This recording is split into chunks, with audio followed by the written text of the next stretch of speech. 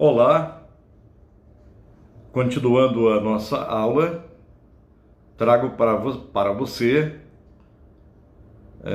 o vídeo 3 da aula de número 2 do curso de Bacharel em Teologia, matéria Introdução ao Estudo da Teologia. Bem, continuando sobre as objeções levantadas ao longo da história pela ciência, pela filosofia, contra a revelação. A objeção agora e as outras posteriores é que a revelação é necessariamente interna e subjetiva. Então, as ciências, alguns cientistas como Immanuel Kant, David Hume, Thomas Huxley, entre outros, dizem que a revelação, para ser efetiva, deve induzir a novo modo de inteligência. Ela deve ser entendida. E o entendimento das coisas divinas é impossível sem um despertamento dos poderes cognitivos do ser humano. Ora, meus irmãos, ora, meu amigo, não há dúvida de que muito da revelação foi interna e subjetiva, é óbvio. Mas a revelação de Deus, ela foi feita também através de elementos externos. E em sua grande parte por meio de teofanias, milagres, fatos históricos no universo, bem como por meio de palavras audíveis e visões objetivas. Se o homem, ele pode se comunicar por meios externos com os seus semelhantes, por que Deus não pode proceder da mesma maneira? Ora, Deus é o Criador, Ele estabeleceu todas as coisas e Ele pode fazer o que quiser dentro daquilo que é peculiar à sua essência. E as objeções continuam. Por exemplo, muitas das verdades reveladas são indefinidas para poder constituir material da ciência, porque essas verdades pertencem à região dos sentimentos, estando além do nosso pleno entendimento, ou são destituídas de um ordenamento. Os fatos da revelação têm efeitos objetivos sobre a mente humana, com certeza. Como acontecem, por exemplo, com os fatos da psicologia. Está entendendo? Alegar que os fatos da revelação não são plenamente compreensíveis é rejeitar toda e qualquer outra ciência, pois muitos setores dela não são plenamente inteligíveis ao homem, como a eletricidade, a energia atômica, a cosmologia e por aí afora. Quer mais objeções? Que Deus e suas relações com o universo não são objetos apreendidos, que somente são apreendidos pela fé, e não sendo, portanto, objetos do conhecimento científico ou de conhecimentos científicos. Prezado aluno, a fé é conhecimento, a fé é conhecimento, e o mais alto grau de conhecimento pode verificar nos textos bíblicos, Hebreus 11:3, Jeremias 24:7, Mateus 5:18, Lucas 24:25, João 7:17, Efésios 1:18, 1 João 4:7 e 8, 1 Coríntios 2:14, 1:21. Você pode conferir nos slides na matéria que estou disponibilizando aí na plataforma para você. E aí, vamos terminar com essas objeções, mas é bom você tomar conhecimento. Deus, não sendo fenômeno, não pode ser objeto de conhecimento. Praticamente repete a mesma coisa. A ciência prova que se pode conhecer a substância que é a base de todos os fenômenos. Assim também podemos conhecer a Deus pelas suas manifestações, revelações. Ora, ainda continua mais, que a revelação é subjetiva e, portanto, não pode consistir em material próprio da ciência. Ora, a revelação de Deus não foi objetivada no universo? O que diz o Salmo 19:1? Os céus proclamam a glória de Deus e o firmamento anuncia as obras de suas mãos. Você sabe o Salmo 19. Pode-se perceber que, para cada objeção, foram construídos aqui contra-argumentos, no que concerne aos questionamentos da ciência e da filosofia. E a teologia, ao se deixar tomar pela racionalidade, somente deparou-se com essas objeções. Ao entrar a filosofia moderna no cenário teológico, o saber racional adquiriu a especificidade, assumiu corajosamente o papel da crítica. E esta, por sua vez, se instaurou ou se instalou no coração da teologia. A crítica nasce das suspeitas filosóficas, atingindo os próprios pressupostos da teologia. Então, a teologia, o que ela faz? Ela se arma de uma ferrenha apologética para se defender dos assaltos da crítica. Apologética é defesa. E a função crítico-teórica se incorporou como tarefa permanente da teologia.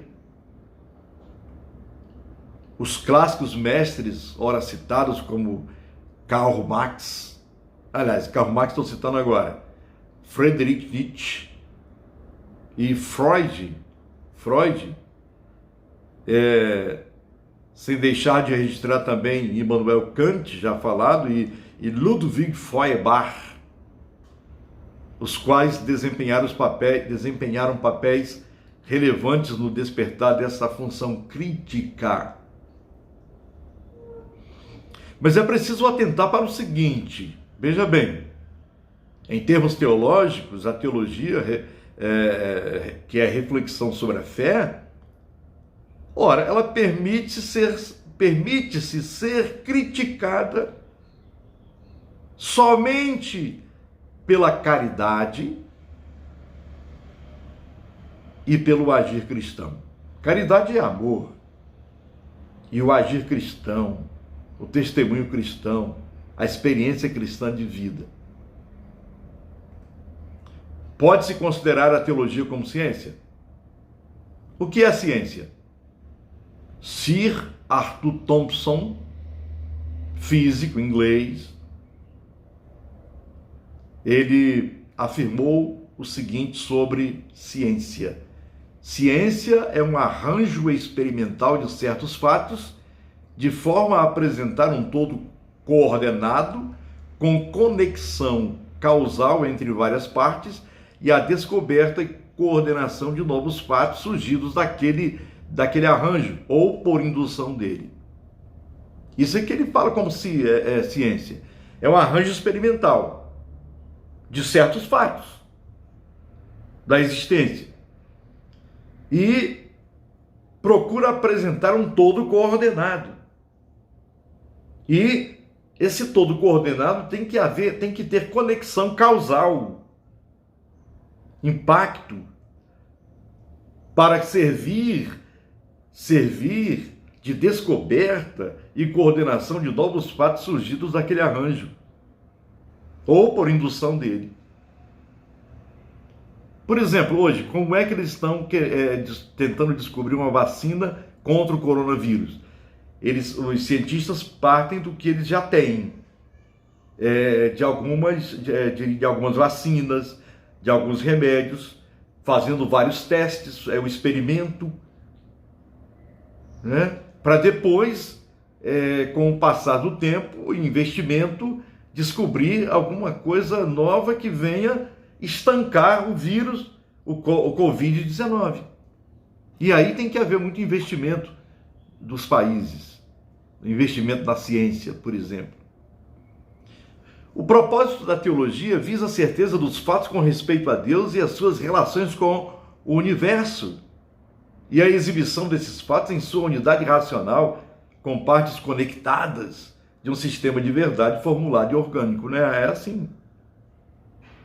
Portanto, há uma relação acentuada entre teologia e ciência, no que concerne não somente a observar, mas também registrar, verificar e formular os fatos objetivos. Procurar reconhecer e explicar as relações existentes entre esses fatos e as relações em um sistema compreensível, corretamente proporcionado e orgânico. Corretamente proporcionado e orgânico. Bem, teologia como ciência. 3 pontos fazem parte, 3 elementos fundamentais fazem parte da teologia como ciência, ou de qualquer ciência. Primeiro, a existência do objeto ou do fato.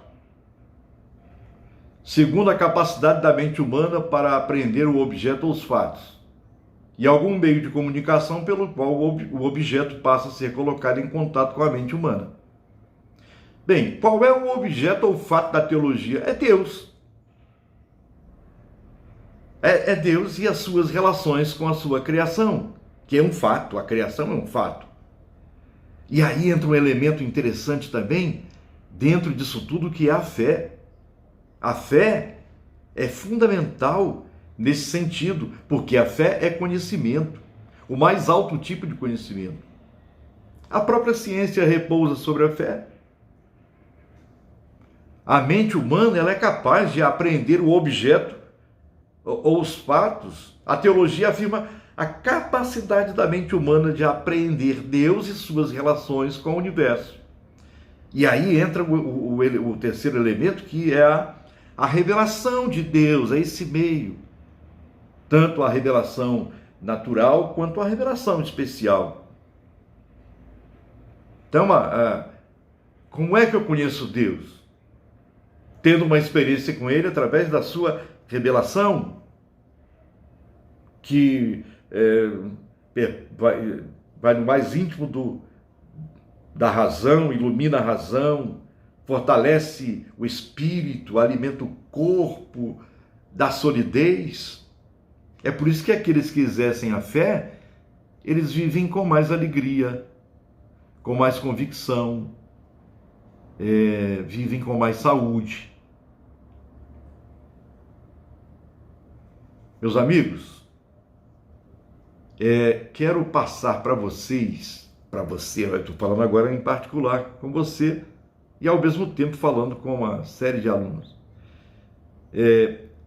Eu quero deixar registrado aqui requisitos para o estudo da teologia sistemática. Você vai ver com mais acuidade, mais desdobramento aqui nos slides, na matéria dada, disponibilizada nos slides também aí na plataforma.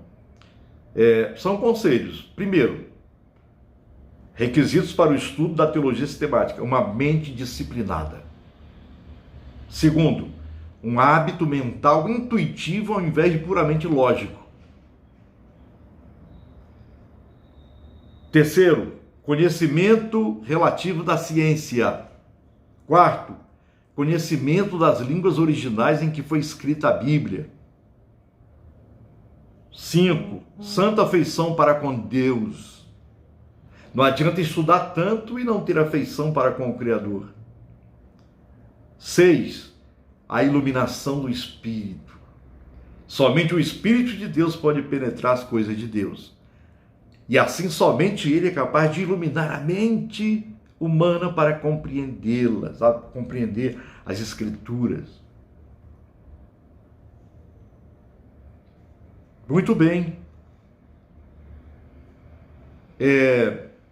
No próximo vídeo, que será o 4º vídeo da aula 2, nós finalizaremos esta aula, tá? No 4º vídeo. e nós nos encontraremos lá no quarto vídeo. Um abraço.